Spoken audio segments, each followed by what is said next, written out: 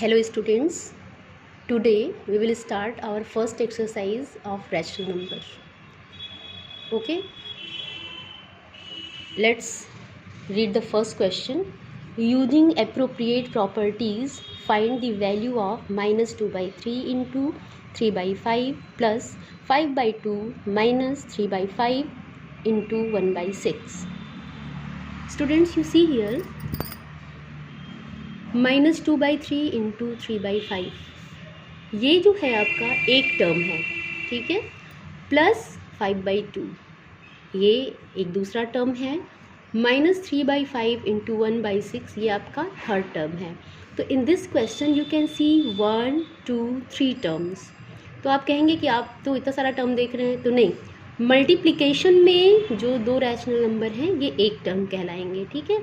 Plus या minus से ही term को हम डिस्ट्रीब्यूट करते हैं. तो एक प्लस साइन यहाँ है तो ये एक सेपरेट टर्म हुआ, एक माइनस साइन यहाँ है तो ये सेपरेट और ये सेपरेट टर्म हो गया.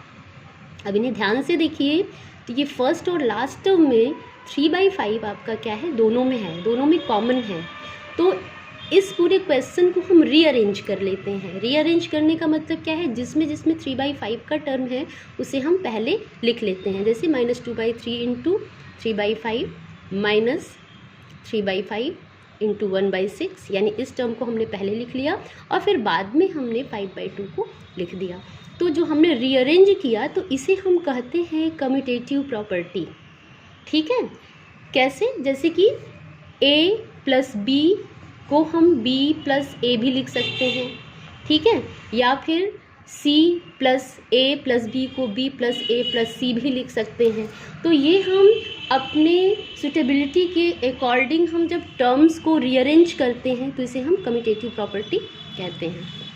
तो इस वाले फर्स्ट स्टेप में हमने यही किया है. अब ध्यान से देखिए, ये जो फर्स्ट टू टर्म्स हैं इसमें 3 बाई 5 हमारा कॉमन है. हमने इसीलिए अरेंज भी किया था कि हम इसे शॉर्टली कैसे हम सॉल्व कर सकें. तो हम 3 बाई 5 दोनों में है तो 3 बाई 5 हमने कॉमन ले लिया. ध्यान से देखिए, इस टर्म में हमने 3 बाई 5 लिया, इस टर्म से भी 3 बाई 5 लिया, यानी दोनों में 3 बाई 5 था तो हमने वन टाइम ले लिया तो दोनों से ले लिया, ठीक है. तो अब जो रिमेनिंग थिंग्स हैं वो हम ब्रैकेट में डालेंगे. तो कैसे डालेंगे, हमने सिर्फ 3 बाई 5 इंटू लिया है, ठीक है, तो माइनस 2 बाई 3 यहाँ आया. ठीक, अब इस वाले टर्म से भी हमने 3 बाई 5 इंटू लिया है तो माइनस 1 बाई 6 यहाँ बच गया. तो ये हमारा ब्रैकेट में हो गया. और लास्ट में जैसे 5 बाई 2 था, एज़ यूजुअल हम ऐसे लिखते जाएंगे. सबसे पहले जैसा कि हम बोर्ड मास रूल जानते हैं, ब्रैकेट को पहले सॉल्व करते हैं, तो इसमें भी हम ब्रैकेट को पहले सॉल्व करेंगे. 3 6 का एलसीएम लिया 6, 3 2 जा 6, 2 टाइम्स 2 2 जा 4 माइनस 4, फिर ये माइनस लिखेंगे, 6 1 जा 6, 1 1 जा 1, यानी माइनस 4 माइनस 1 मिल करके हो जाएगा माइनस 5 बाई 6.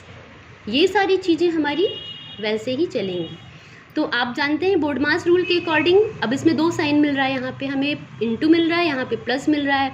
तो बोर्ड मास के अकॉर्डिंग पहले हम इंटू सॉल्व करेंगे. तो 5 से 5 1 टाइम में और 3 से 6 2 टाइम में कैंसिल हो जा रहा है ना. 3 2 जा 6, 5 1 जा 5. तो अभी ये बन गया माइनस 1 बाई 2 प्लस 5 बाई 2. तो अब इसमें आपका डिनोमिनेटर सेम है तो इसे माइनस 1 प्लस 5 बाई 2, तो 5 में से माइनस 1 गया 4 बाई 2, ठीक है, और जो कि 2 के इक्वल है, 2 2 जा 4. अभी यहाँ पे प्रॉपर्टी की हम बात करेंगे. जिस तरह से यहाँ पे हमने कम्यूटेटिव प्रॉपर्टी यूज किया है बच्चों, इस स्टेप में जो हमने कॉमन लिया है इसमें हमने डिस्ट्रीब्यूटिव प्रॉपर्टी यूज किया है. अब आप कहेंगे डिस्ट्रीब्यूटिव प्रॉपर्टी क्या होता है, जैसे a का मल्टीप्लाई x प्लस वाई से करना है, ठीक है. तो डिस्ट्रीब्यूटिव प्रॉपर्टी में जब इसे हम ब्रैकेट ओपन करेंगे तो इसका मल्टीप्लाई इससे भी होगा, इससे भी होगा, तो ax प्लस ay. तो इसी को अगर हम वापस इसमें से कॉमन लेना चाहें तो a कॉमन लेंगे और x प्लस वाई फिर बचेगा. तो इस तरह से कॉमन लेना और फिर कॉमन को जब हम मल्टीप्लाई करते हैं तो दोनों के साथ इसको डिस्ट्रीब्यूट कर देते हैं, ठीक है, दोनों के साथ इसका मल्टीप्लाई होता है. तो इसी को हम डिस्ट्रीब्यूटिव प्रॉपर्टी कहते हैं जो हमने यहाँ पे यूज किया है, ठीक है, क्योंकि हमने कॉमन लिया तो इसके साथ जो लगा हुआ था फ्रैक्शन वो अंदर आ गया और इस तरह से ये पूरा आपका सॉल्व होके वैल्यू आपकी 2 आ जाती है। तो इसी तरह से आप सेकेंड क्वेश्चन भी एक्सरसाइज का आप सेल्फ सॉल्व करेंगे। अगर आपको कोई प्रॉब्लम होगी तो आप पूछेंगे। अब सेकेंड क्वेश्चन देखते हैं। Right the additive inverse of the followings. अभी हमने लास्ट वीडियो में आपको एडिटिव इनवर्स समझाया है। एडिटिव इनवर्स देखिए, रैशनल नंबर और उसके जस्ट सामने हम एडिटिव इनवर्स लिखेंगे। तो एडिटिव इनवर्स जैसा कि आप जानते हैं, जो चीज़ किसी रैशनल नंबर में हम क्या ऐड करें कि उसका वैल्यू 1 के बराबर हो जाए। तो 2/8 का एडिटिव इनवर्स बच्चों -2/8 होगा। ठीक है, मैंने समझाया भी था कि पॉजिटिव है तो उसका एडिटिव इनवर्स उसका ठीक निगेटिव होता है, और कोई नेगेटिव रैशनल नंबर है तो उसका एडिटिव इनवर्स उसका ठीक पॉजिटिव, यानी कि -5/9 का एडिटिव इनवर्स 5/9 होगा। इसी तरह से एक नंबर है यहाँ पे -6/-5। तो अब ये पहले बताइए आप कि ये किस तरह का रैशनल नंबर है, नेगेटिव है कि पॉजिटिव है ना। ध्यान से देखिए, माइनस माइनस मिलके प्लस होता है या माइनस माइनस से कैंसिल भी हो जाता है। तो इसलिए हम इसको लिख सकते हैं 6/5, यानी ये -6/-5 हमारा एक पॉजिटिव रैशनल नंबर है। ठीक है, तो इसका एडिटिव इनवर्स डेफिनेटली क्या होगा, -6/5। Understood? In this way you will complete all the questions of question number 2. Now let us start question number 3. Verify that minus x is equal to x for x is equal to 11/15 है ना। x की value अगर 11/15 है तो you are to just verify that minus x is equal to x।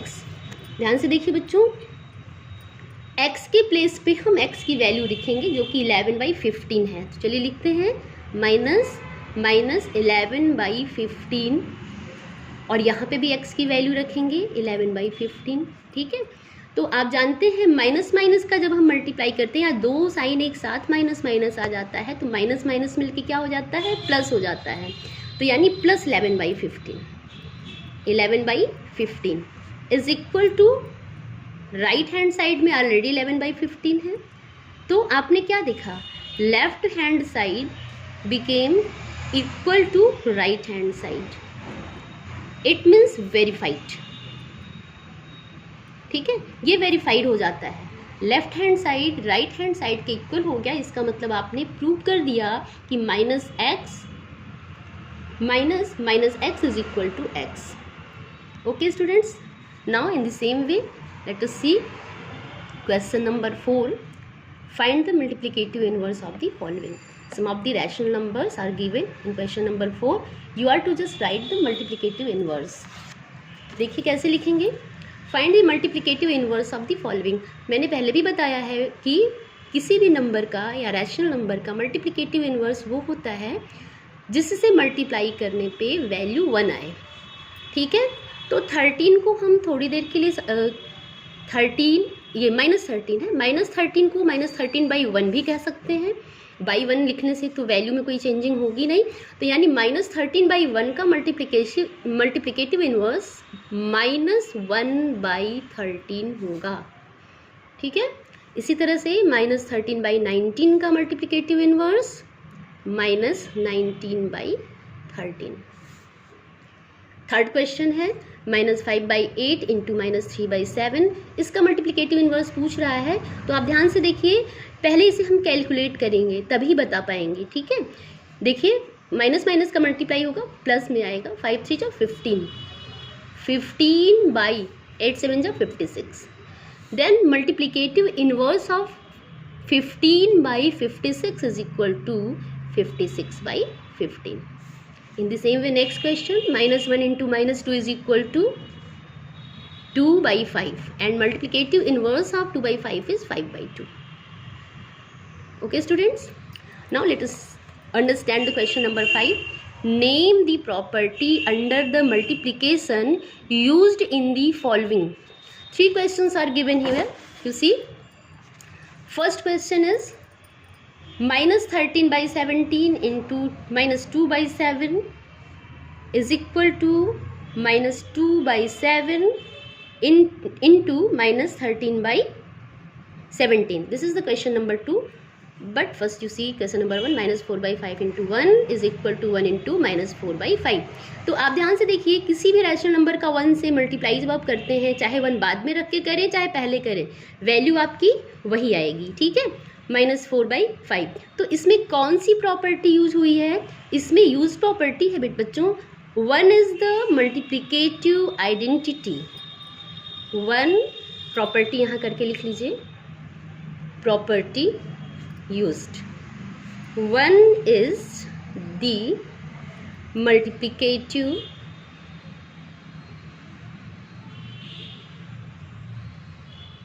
identity। तो इसका मतलब क्या है कि जब भी हम किसी भी नंबर का 1 से मल्टीप्लाई करते हैं, किसी भी रैशनल नंबर का या किसी भी तरह के नंबर का 1 से मल्टीप्लाई करते हैं, तो वैल्यू में कोई चेंजिंग इसके नहीं आती है। तो इस प्रॉपर्टी को कहते हैं 1 इज़ द मल्टीप्लिकेटिव आइडेंटिटी, क्योंकि यहाँ पे मल्टीप्लिकेशन में इसे यूज किया जा रहा है। सेकेंड क्वेश्चन है -13/17 × -2/7 इज इक्वल टू -2/7 × -13/17।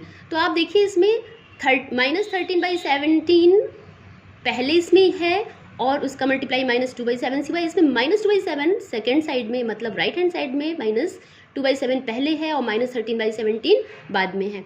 तो इसको आप ऐसे समझ सकते हैं, a × b करिए that is equal to b × a।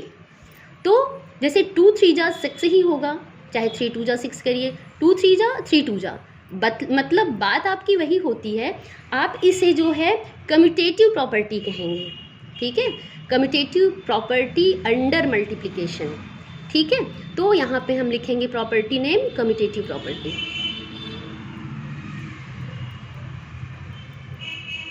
Commutative property. अब लास्ट क्वेश्चन देखिए, इसमें -19/29 ×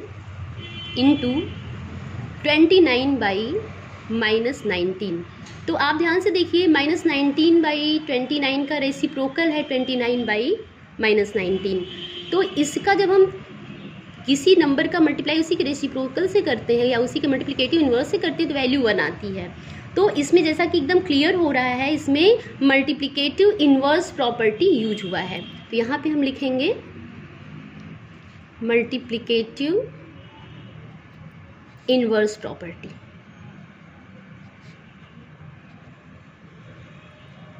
ठीक है बच्चों, इसी तरह से इस क्वेश्चन में आप हर क्वेश्चन को पहले देखेंगे, समझेंगे, फिर उसके प्रॉपर्टी का नाम लिखेंगे। फिर क्वेश्चन नंबर 6 देखते हैं, multiply 6/13 by the reciprocal of -7/16। तो मल्टीप्लाई करनी है 6/13 का, किससे? By the reciprocal of -7/16। तो इसके सॉल्यूशन में पहले तो हम 6/13 ही लिखेंगे और फिर मल्टीप्लिकेटिव इन्वर्स ही होता है रेसिप्रोकल। तो -7/16 का रेसिप्रोकल क्या होगा? -16/7। तो जब हम इसे मल्टीप्लाई करेंगे तो आपका रिजल्ट क्या आएगा? 16 6 96, यानी -96। 13 7 जा 91।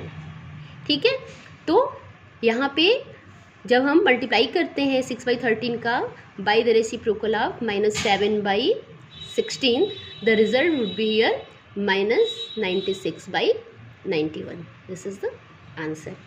Student, in this way you will complete this exercise. Thank you.